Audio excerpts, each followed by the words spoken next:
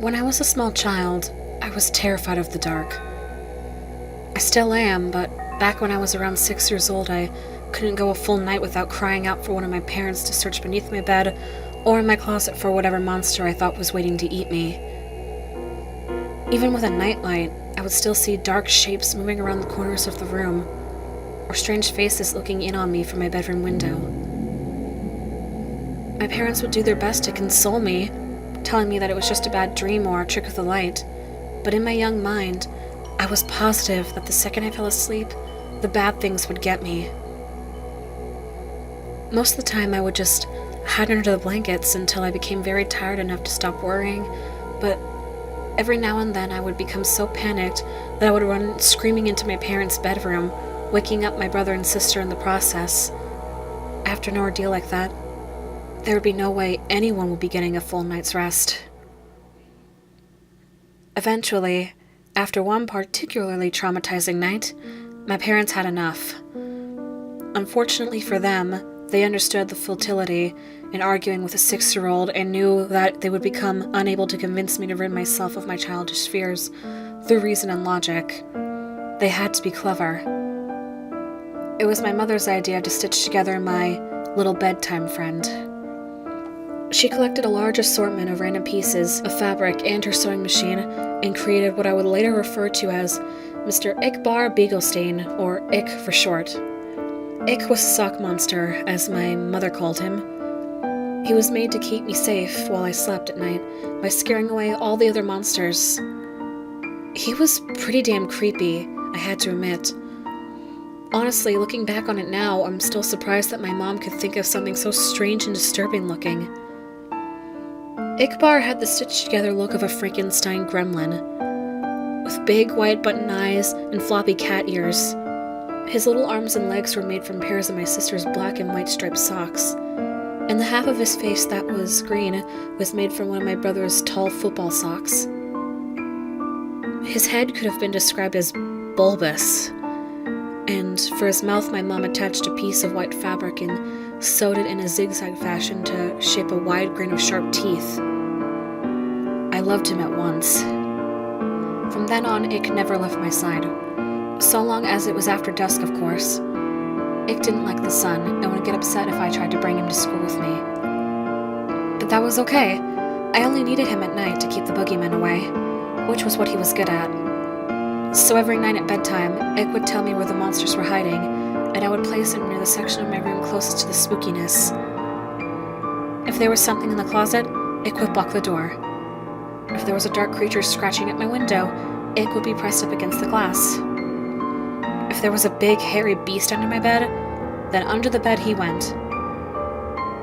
Sometimes the monsters weren't even in my room. Sometimes they would hide in my dreams, and Ickbarr would have to come in with me into my nightmares. It was fun bringing Ick into my dream world, as he and I would spend hours fighting off ghouls and demons. The best part was, in my dreams, Ick could talk for real.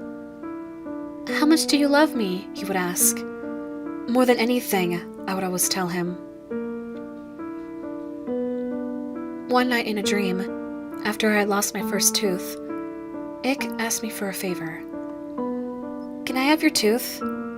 I asked him why. "To help me kill all the bad things," he said.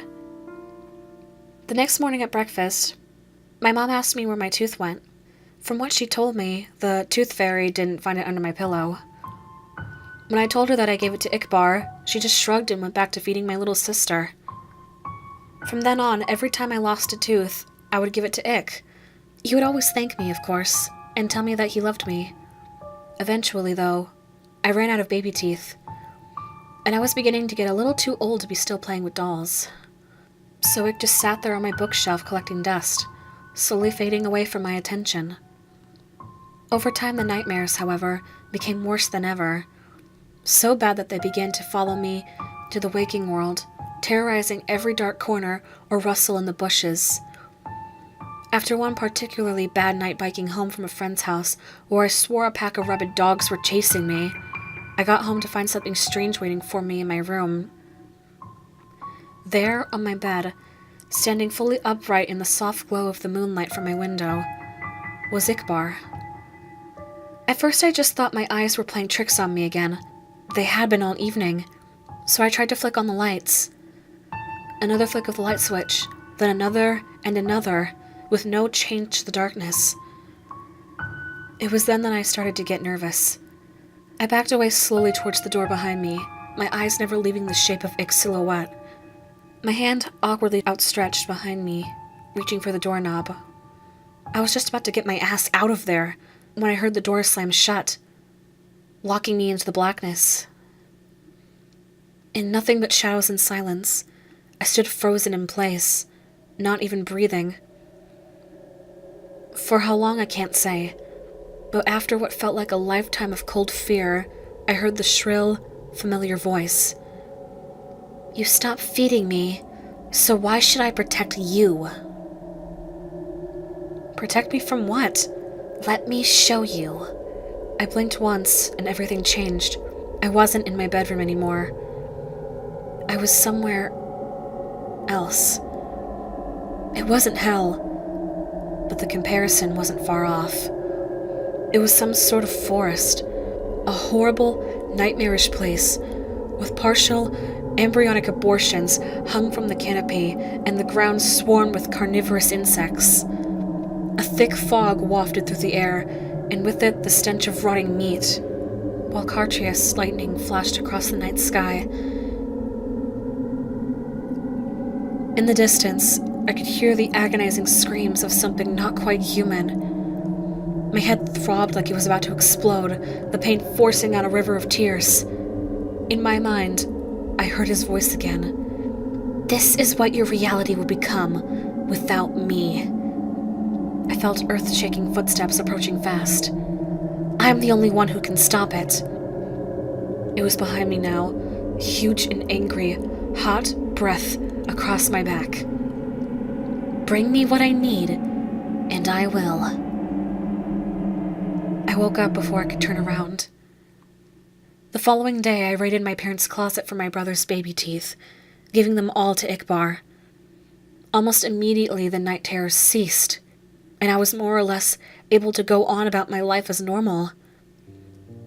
From time to time, I would have to sneak into my little sister's room and snatch what was meant for the tooth fairy, or strangle one of the neighborhood cats and pry out its sharp little incisors. Anything to ward off the visions. Anything from a shark tooth necklace to a cavity-ridden bicuspid. I also began to notice that Ick would move around my room whenever I left for any length of time, rearranging my stuff and hanging additional curtains. He was even beginning to look more lifelike, somehow. In the right light, his teeth would glisten, and he was warm to the touch. As much as he creeped me out, I couldn't work up the courage to just destroy him, knowing perfectly well where that would leave me. So I went on collecting teeth for Ick throughout all of high school and college. The older I got, the more things I would learn to fear, the more teeth Ick would need to keep me safe. I'm 22 now, with a decent job, my own apartment, and a set of dentures. It's been almost a month since Ick's last meal, and the horrors are starting to crowd around me once more. I took a detour through the parking garage after work tonight. Found a man fumbling with his keys. His teeth were stained yellow from a lifetime of cigarettes and coffee. Even still, I had to use a hammer to get out the molars. When I got back to my apartment, he was waiting for me. On the ceiling, in the corner, 2 white eyes and a mouth of razors. "How much do you love me?" he asks. "More than anything," I reply, taking off my coat. "More than anything in the world."